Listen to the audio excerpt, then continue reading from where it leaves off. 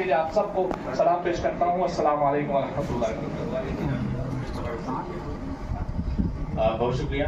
कम से कम सज्जाद भाई की गुफ्तगू से ये आपको अंदाज़ा हो गया होगा कि ये जो जन्नतुल बकी की कब्रें वहाँ पे शहीद की गई वो हमारे दिलों में है, उनका जज्बा बता रहा था। और अगर हमारे दिलों में ये कब्रें हैं तो फिर ये इश्क कोई हमसे छीन नहीं सकता और इन खबरों को कोई मुनदिब नहीं कर सकता। सूफीराज जी, तो यहाँ पे गुफ्तगू करने के लिए बहुत मौके। आइए हम गैर मुनक़सिम फैज़ाबाद की तरफ चलते हैं। अकबर हुसैन बाबर जैसा सियासी दुनिया का बड़ा नाम, जो लोहिया के उस मिशन को आगे बढ़ाने वाला, सिफ्त मोहम्मद नकवी, चौधरी सिफ्त मोहम्मद नकवी, ये लोग वो थे कि लोहिया जी इनके पास आया करते थे और वो जो आखिरी चराग ये लोग थे, उस विरासत को अब संभालने वाले जनाब फरहत अब्बास साहब, मैं उनसे गुजारिश करूंगा कि वो तशरीफ ले आए, कि मसलक समझ में आए तो फिर खुल के बात हो। हम तो अली के साथ हैं, तुम किसके साथ हो? आज इस कॉन्फ्रेंस में आए हुए अपने तमाम बुजुर्गों, नौजवानों का दिल की गहराइयों से शुक्रिया अदा करता हूँ। और शुक्रिया मैं क्या अदा करूँ, दुआ दे सकता हूँ। दुआ तो बीवी देंगी। हम आप सारे लोग एक वकील की हैसियत से यहाँ हैं।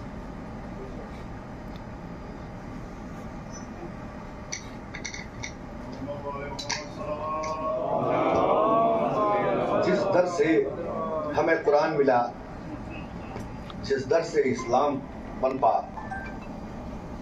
आज उसी घराने की और जिस नबी का हम कलमा पढ़ते हैं उसी की बेटी की कब्र जो है वो उजाड़ दी गई। हिंदुस्तान के अंदर औरंगजेब के नाम पर आज जो है कि उसका मकबरा, उसकी कब्र जो है तोड़ी जाएगी, एक हंगामा बरपा है।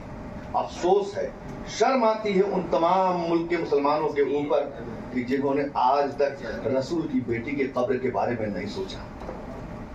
बड़ी हैरत होती है, उनका खून कब उबाल मारेगा, अपने आप को कब वो जन्नतुल बकी की तामीर के लिए और हमारे तमाम अइमा जिनकी कब्रें तोड़ दी गई, जिनके रोज़े बनने नहीं दिए गए, वो कब बनेंगे और कब हमारा खून जगेगा, हमारा ज़मीर कब जगेगा। मैं उम्मीद करता हूँ अपने इस मुल्क की हुकूमत से कि वो हमारी आवाज़, हमारी सोच, हमारी फिक्र को उस हुकूमत तक ज़रूर पहुँचाने का काम करे जो एक रोड़ा बन के खड़ी है कि रोज़ों की तामीर नहीं होने दे रही है। हमारी आवाज़ इस हुकूमत की जिम्मेदारी बनती है कि हिंदुस्तानी आवाम की इस सोच को, इस आवाज़ को, ये हिंदुस्तान के सिर्फ लोगों की आवाज़ नहीं है बल्कि पूरी दुनिया के लोगों की आवाज़ है, लेकिन हिंदुस्तान को इसमें पहल करनी पड़े। आज विश्व गुरु की बात हो रही है कि विश्व गुरु हैं, तो विश्व गुरु साहब से हमारा निवेदन है, अनुरोध है कि हमारी आवाज़ को वहाँ तक पहुँचावें ताकि रोज़ों की तामीर हो पाए। शुक्रिया। अभी जितने हमारे यहाँ सब बैठे हुए हैं वो सब तो जानते हैं कि क्या है ये बकी, लेकिन हमारे जितने व्यूअर्स हैं और कुछ लोग जिन्हें थोड़ा सा कुछ प्रॉब्लम्स भी हुई थी इस प्रोग्राम के लिए, तो उनको एक बताते हुए चलूं कि ये जन्नतुल बकी कोई विरोध प्रदर्शन हमारे अपने लिए नहीं है, ये विरोध प्रदर्शन है उसके लिए जिसे पूरी दुनिया की मुसलमानों की माँ कहा जाता है, बीबी फातिमा ज़हरा सलाम अलैहा।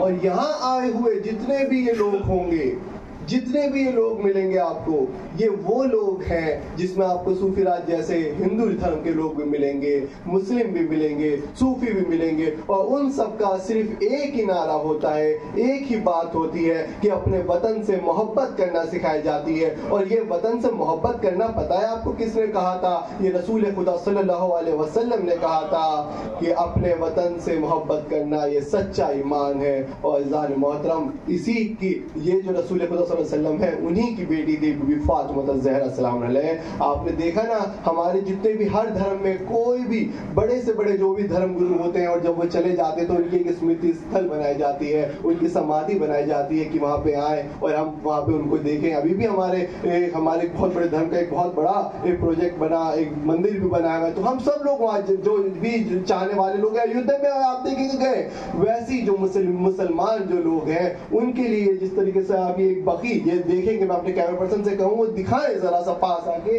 ये जो कब्रिस्तान आप देख रहे हैं, इसमें आप देखेंगे छोटी सी एक कब्र बनी हुई है और उस पे ना कोई दिया जलाने वाला है, ना कोई मोमबत्ती रखने वाला है। और इन सभी मुसलमानों की वही आवाज है कि ऐ सऊदी अरब कि आपने 100 साल पहले, इस आज के दिन में 100वां साल चल रहा है, आपने 100 साल पहले बीबी फातिमा ज़हरा सलाम की कब्र को ढहा दिया था। और सिर्फ बीबी फातिमा ज़हरा नहीं थी, उसमें उनके नवासे जो उनकी पीठ पे झूला झूलते थे, उनकी बीवी तक है। और यही वो लोग हैं जो आपको बता दें, इनकी जो सदाएं हैं वो हमेशा वतन परस्त हैं, और वतन परस्त के साथ साथ इनके जो सदाएं, इनके साथ एक नारा भी बुलंद करते हैं। और आप जब देखेंगे मैं एक नारा भी लगाऊंगा तो सबके साथ बुलंद होते हुए बोलेंगे नारे तकबीर, दोनों हाथ बुलंद करके नारे तकबीर, नारे रिसालत, नारे रिसालत।